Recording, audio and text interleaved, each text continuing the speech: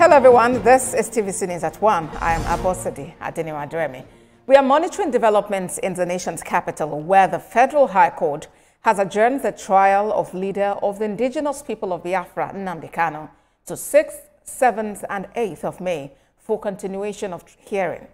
At today's hearing, an officer of the DSS who arrested Nnamdi Kanu in 2015 told the court that when Mr. Kanu was arrested, no instrument of violence was found on him. Mr. AAA, the federal government's first witness under cross-examination, admitted that when Mr. Kanu was interviewed in 2015, his lawyer was absent. Mr. AAA agreed that those items now tendered as exhibits before the court are no longer of value.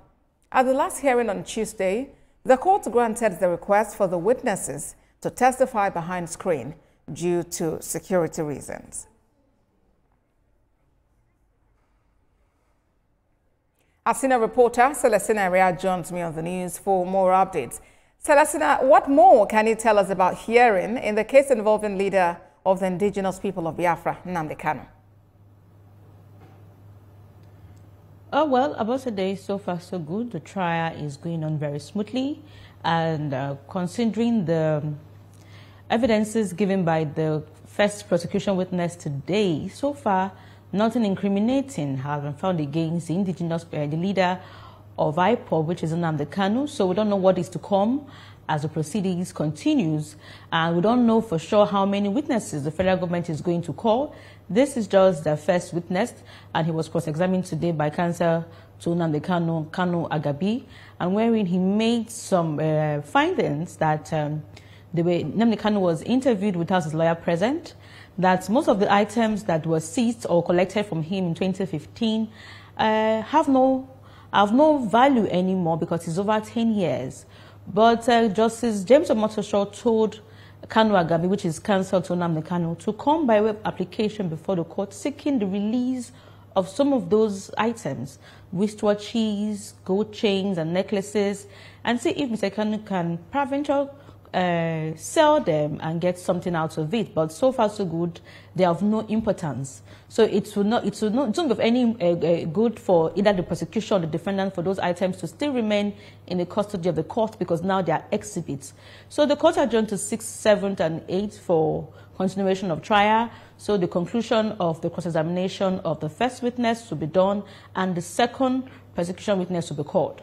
All right. You mentioned a while ago that it's unclear how many witnesses the prosecution would be calling. But does it appear that the others might also enjoy this liberty to testify behind screens? Yes, definitely, because this is the position the court has taken, and it was because of the application filed by the federal government lawyer saying that to protect the identity and the life of the witnesses, they should testify behind the screen. The prosecution first witness, which the court named Mr. AA to protect his identity, testified behind the screen, and when he even walked up to the dock where he was shielded, he wore a mask. So, but basically, one thing is important: the defendant, which is Nnamdi Kanu, can actually see the witness, but the person, he or she, is shielded from the floor of the court, which are other lawyers and also litigants and journalists. But the defendant, Nnamdi Kanu, can see whoever the prosecution witness is. And this is the first witness. He is a DSS officer. He was among those that arrested Mr. Kanu in 2015, where he was interviewed.